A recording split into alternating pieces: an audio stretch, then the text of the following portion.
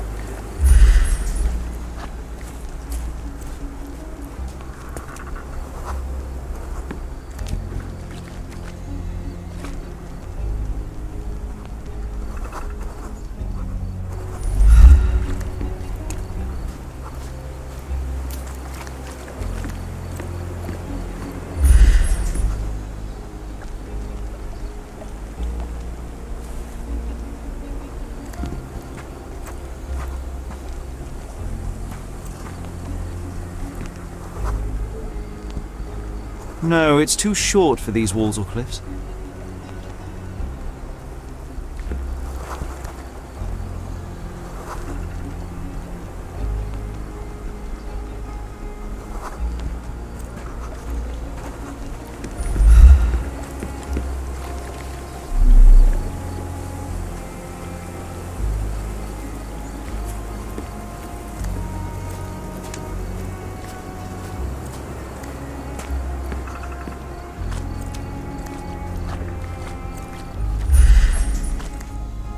Such a mess. Let's figure it out. If they find out about the passage, everything will go to hell.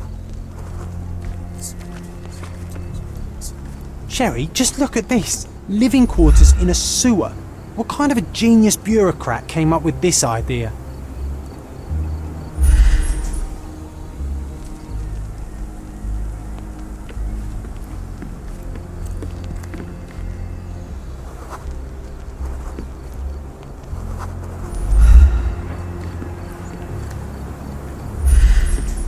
If they find out about the passage, everything will go to hell. Sealed shut. I doubt our man could get through these grates. If they find out about the passage, everything will go to hell.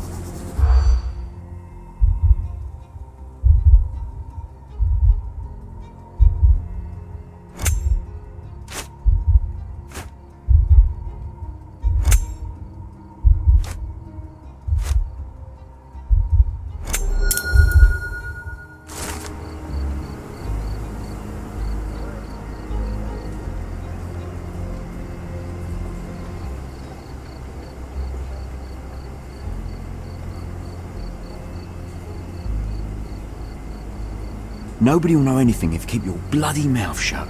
The coppers smell fishy here, Sherry. Perhaps we should sniff around in the camp a little more thoroughly.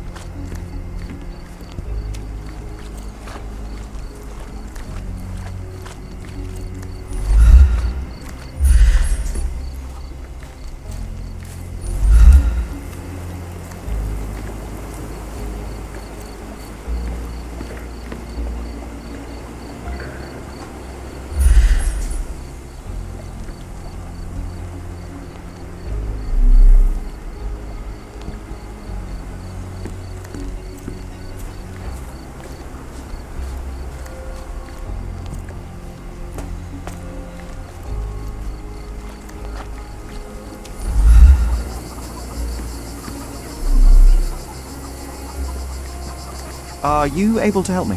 Nothing I can tell you, sir, but others might know more.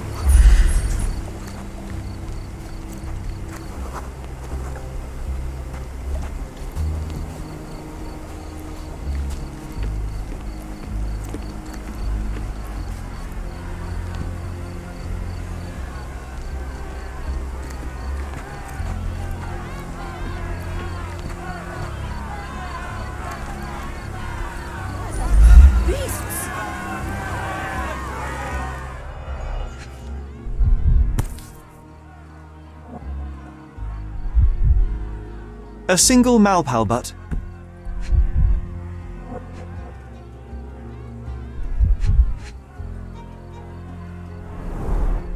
Roadman cigarettes. A brand highly regarded by law enforcement officers. So there wasn't any sophisticated infiltration plan. The good old police just let the man into the camp. Now we have everything we need to get the full picture of what happened at the camp. Murder! Beasts!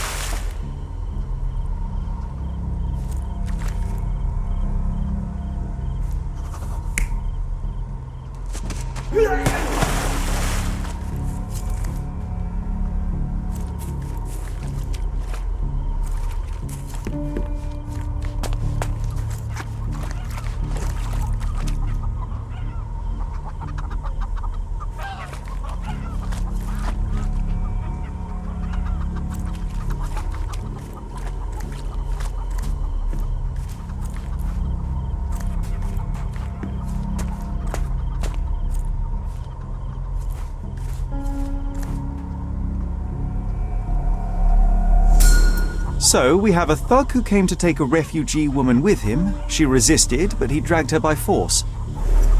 One of the refugees stood in his way, armed with a stick, yet he could do nothing against a cutthroat with a blade. The man didn't anticipate that the other refugees would intervene and stand against him. In the confusion, the woman managed to break free. The thug took fright and fled. He was stopped by the falling crates. He stumbled and fell, piercing his chest with his own blade. However, the wound didn't cause instant death. He managed to stand, but still bleeding, he lost his balance on the bridge and fell. Before all of this, the man had freely entered the camp through the main entrance. The police admitted him after they had a short smoke together. You live by the sword, you die by the sword. In our man's case, it's the same sword.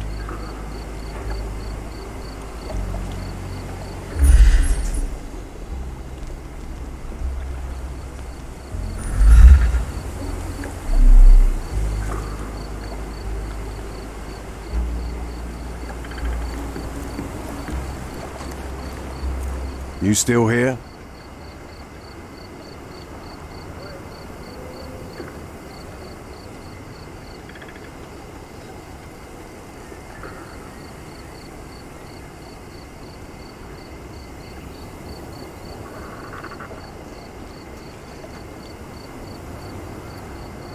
Inspector, I believe I can aid your investigation.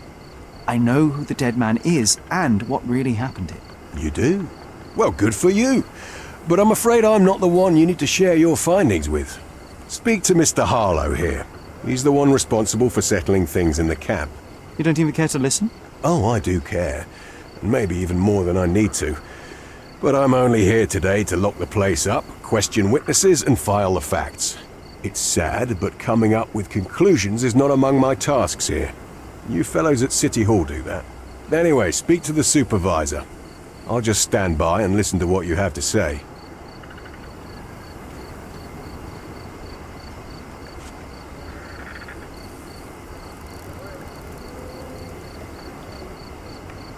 The guards at the sewers were speaking about taking refugees out of the camp. Do you know anything about this, Inspector? Less than you do, obviously. And this doesn't bother you as an officer of the law? I can neither punish them nor put them on the right track, if that's what you're asking. Maybe your friends at City Hall could do something about it, but I seriously doubt that. To be honest, I'm sick and tired of being frowned on for my uniform. If those fine gentlemen you've eavesdropped on are in some shady business, that's on their heads.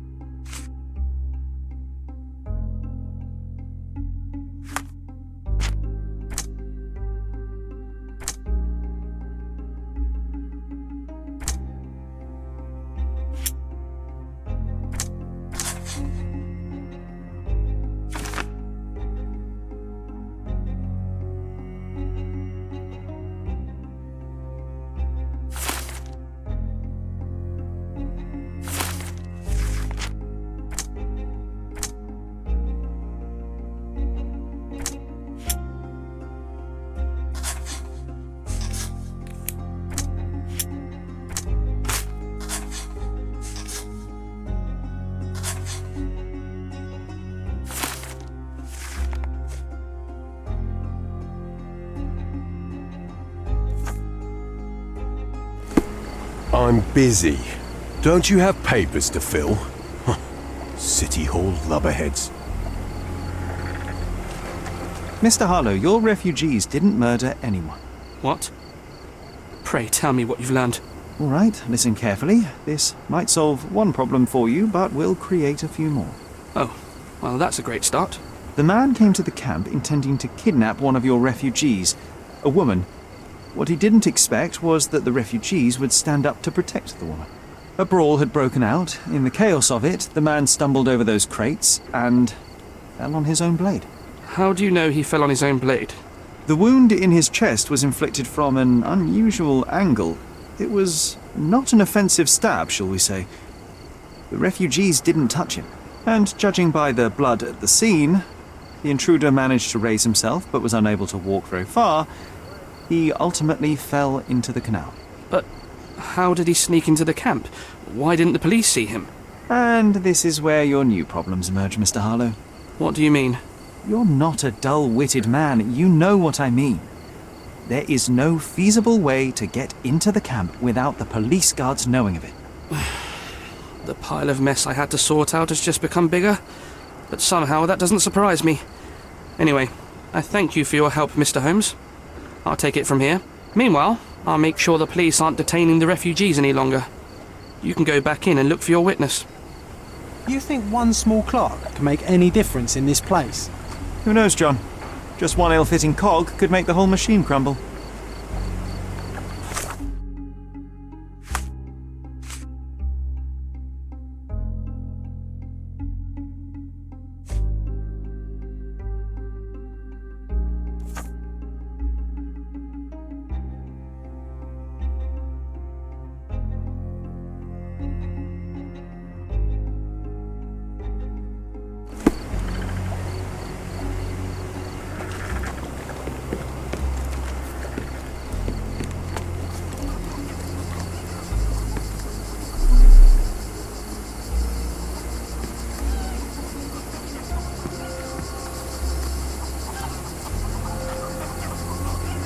You're the one who tended to our man's wounds. I thank you greatly. The police didn't allow us to help him. The police will leave you alone now. I've proven to them that the man who came into the camp died due to his own foolishness. Thank you for standing up for us. But nobody would help us without a reason. You're here because you want something. Yes, I do. I need to speak with the girl drawn here. The dead man came for her too. He wanted to take the girl away, but we won't allow her to be hurt again. What do you want from Naila? Naila. She was hurt some time ago. I'm here to find the people who did this and bring them to justice. And to find them, I need Naila's help. Will you let me speak to her? Justice. There's no justice on this land. But you helped us, so maybe your words are not empty. You can speak to Naila, if she wants it. But I will be watching you. Hello, Naila?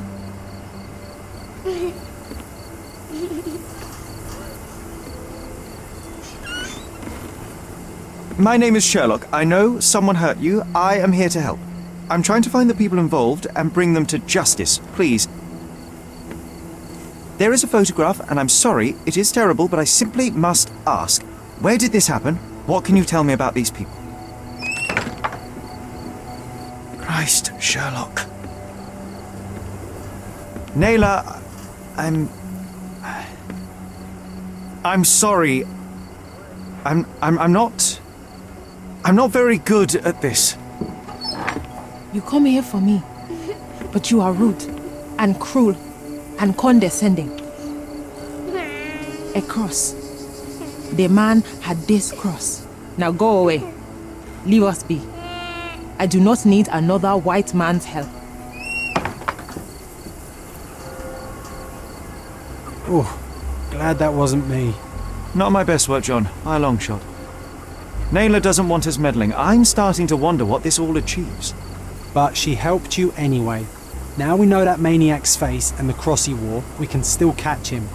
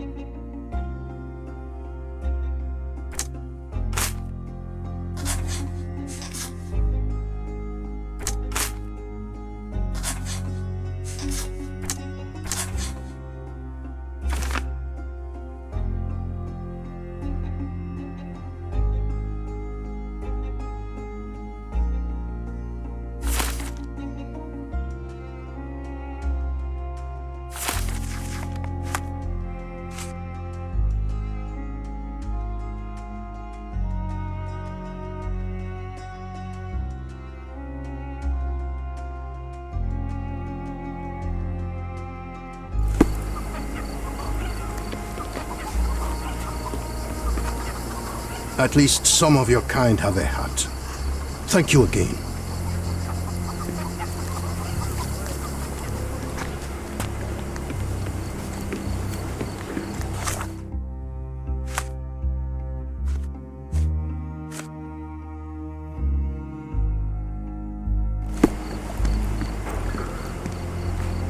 I owe you a lot, Mr. Holmes. You still here?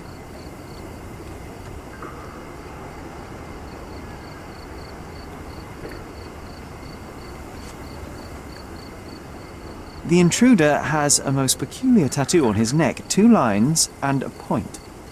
Do you know anything about it? You really want to know, kid? Why? You want to play a policeman or something?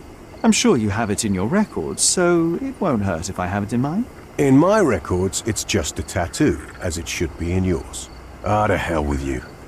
Suit yourself as to what you're going to do with it. Off the record, though, such tattoos are often connected to a man named Mr. Niccolo Bernadotti.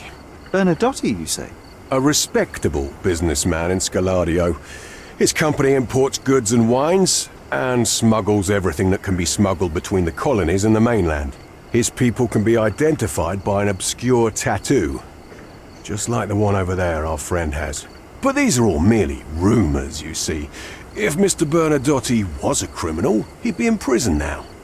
Or hanged, right?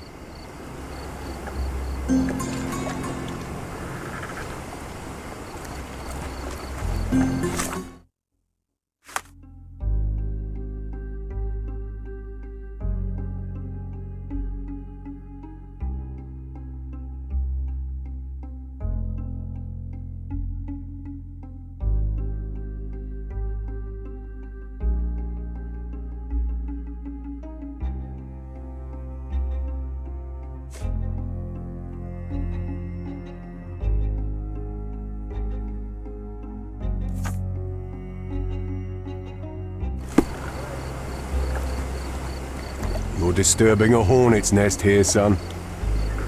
You're disturbing a hornet's nest here, son. I owe you a lot, Mr. Holmes.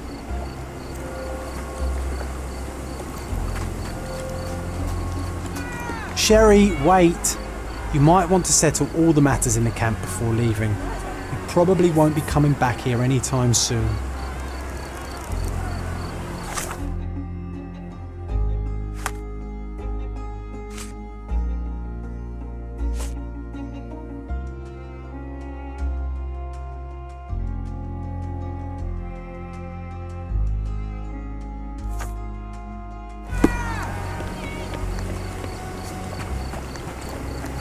You're disturbing a hornet's nest here, son. I owe you a lot, Mr. Holmes.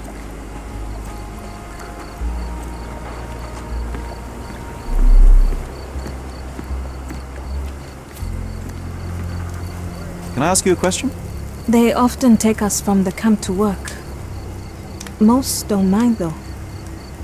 It's the only way to get a glimpse of freedom.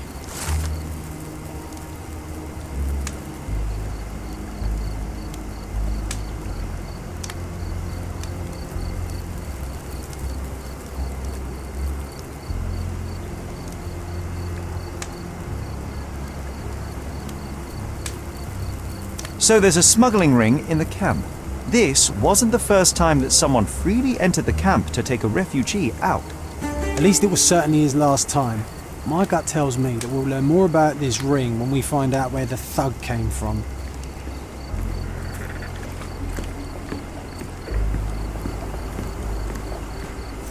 You're disturbing a hornet's nest here, son. I owe you a lot, Mr. Holmes.